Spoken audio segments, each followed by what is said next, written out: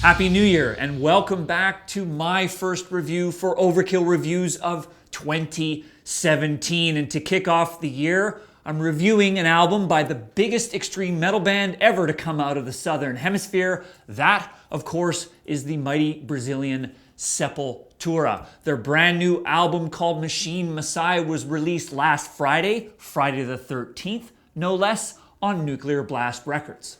Sepultura have a long and rather complicated history. They were formed in 1984 in Belo Horizonte, Brazil, and they began really as a blackened death thrash band. But once Andreas Kisser joined the lineup for 1987's Schizophrenia, they became a much more melodic, much more technical, much more proficient thrash metal band.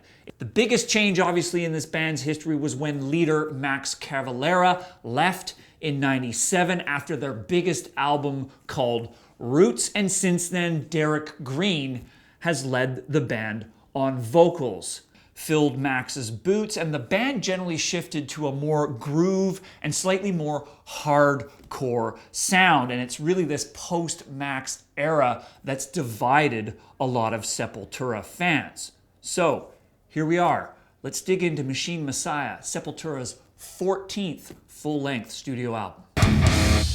The opening song in the album is the title track, Machine Messiah, and for a band that's really cut its teeth over the last 30 years on fairly hard-hitting, aggressive extreme metal, things get off to a little slower start.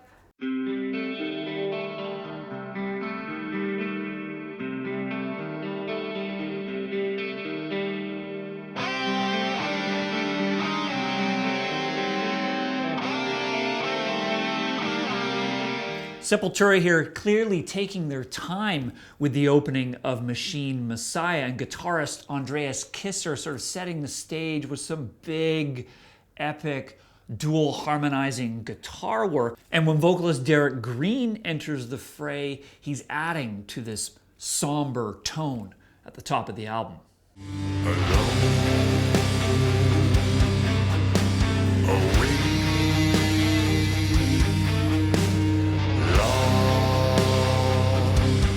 This is a 6-minute plodding, droning, and pretty repetitive opener from Sepultura, and perhaps sending a bit of a message here that Machine Messiah is a different kind of Sepultura record. Eventually, Green, though, ratchets up the aggression.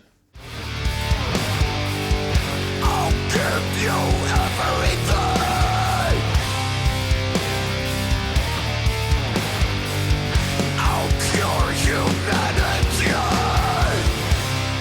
So yes, Green is here really building the brutality very slowly, but the opener really leaves you wondering what's lurking around the corner. Let's go to track 2. Track 2 on the album is called I Am the Enemy, and fear not, all you lovers of Sepultura's hardcore tinged thrash sound, they still deliver.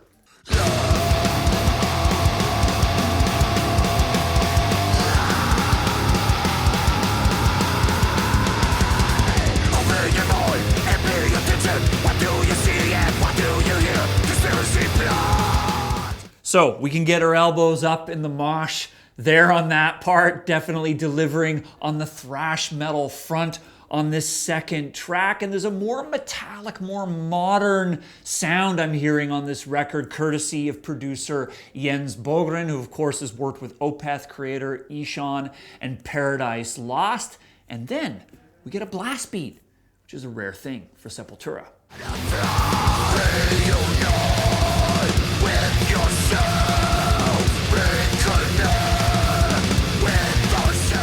Some pretty impressive drum work there from relative newcomer Eloy Casagrande, and then I Am the Enemy transitions into what has become a real trademark of a lot of Sepultura songs ever since Roots and Against, the breakdown.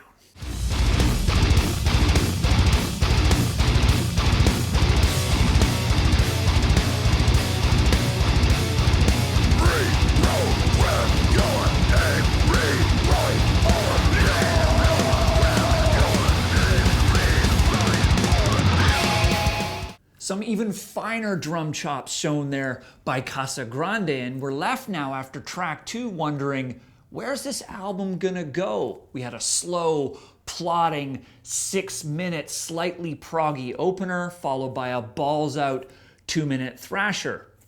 Let's move on.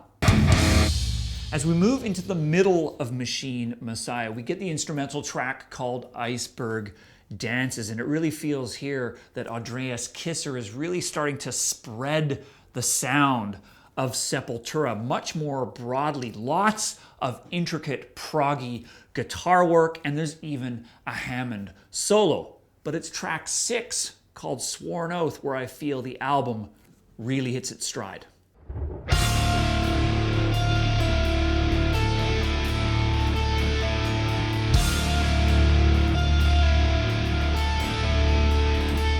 The opening riff on Sworn Oath here really feels like they're echoing the opening riff of the album with this big, brewing, almost mastodon type feel. But then the song moves into what actually might be the most memorable riff on the whole record.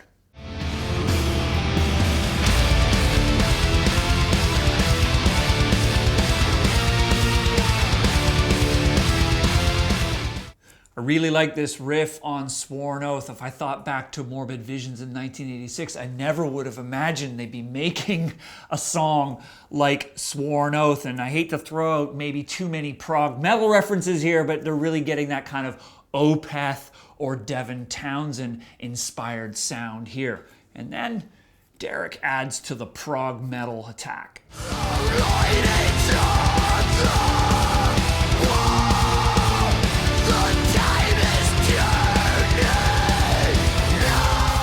This moment here really feels to me like a newer, bolder, much more ambitious Sepultura. I really think they're firing on all cylinders in this moment on Sworn Oath. And then we get the finest solo on the record.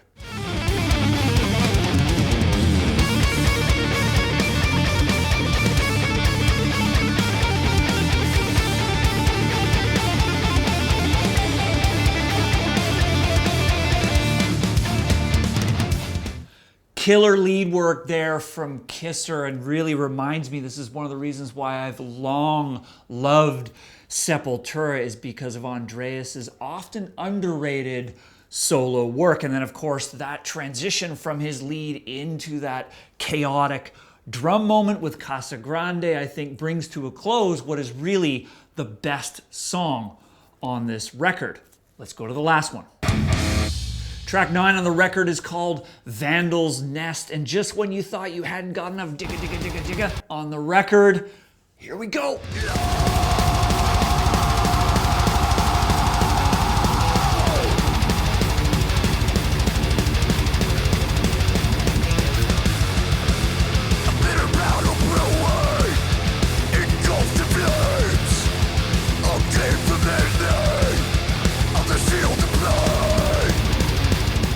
That is an absolute ripping opening riff on Vandals Nest. And you know what? A lot of people say that the Derek Green era Sepultura hasn't really delivered in the same way as the Max era, but really that kind of riff on this album is just as heavy, if not heavier, than a lot of what the band put out in 1996 and earlier. And really, the foot doesn't come off the gas.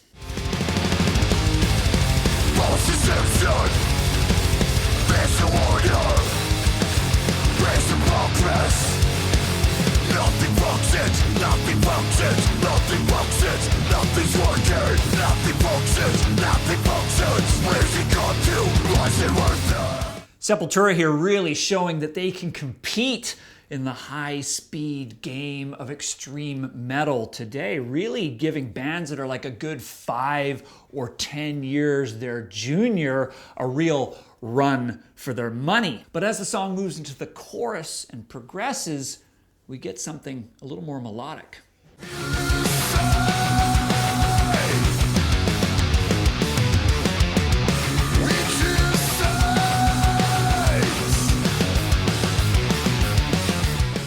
Now, no doubt this more melodic vocal approach from Green will divide a lot of the Sepultura listeners. And you know what?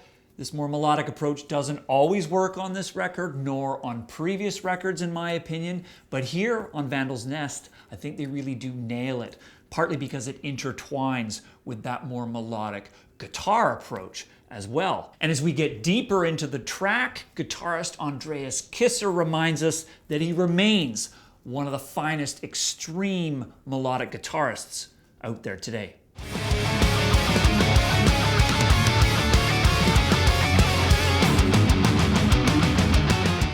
What this section of the tune does for me, a long-time card-carrying Sepultura fan that had the very first Bestial Devastation demo back in the 80s, is finally Kisser seems to be bringing more melodicism back into his guitar playing, which was really the thing I lamented the loss of most when they moved into the Roots and post-Roots era. So, killer track, Vandals Nest.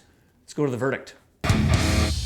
So, weighing in on any Sepultura record is a pretty heady task. This is a band that's been around since '84. Green has now been in the band for 20 years, which is longer than what Max was in the band for. So this is a band with a lot of history, a lot of controversy, and a lot of music under their belt. At the end of the day, I thought Machine Messiah was a very good record, not an excellent Sepultura record, but a record that demonstrates a band that late into their career is still expanding their sound while retaining some of their thrash and more extreme metal roots. Now, my main critique of this record is while the band was clearly expanding out into some more progressive territory, it worked on Sworn Oath, but it didn't always work. Songs like Resistant Parasites, Aletheia, Phantom Self, it felt like Andreas and Casagrande were going there, but I'm not sure it always worked vocally or in the bass department. And in fact, I would have liked to have heard Paulo Jr. contribute more to this direction of the band. But at the end of the day, I think Machine Messiah is arguably the best record that this band has produced in the Derek Green era, and it might in fact be the album before the best album we've heard from Sepultura in a very, very long time. So, Machine Messiah, great start to 2017 from the Brazilian masters Sepultura, 3.5 skulls out of 5 on Overkill Reviews.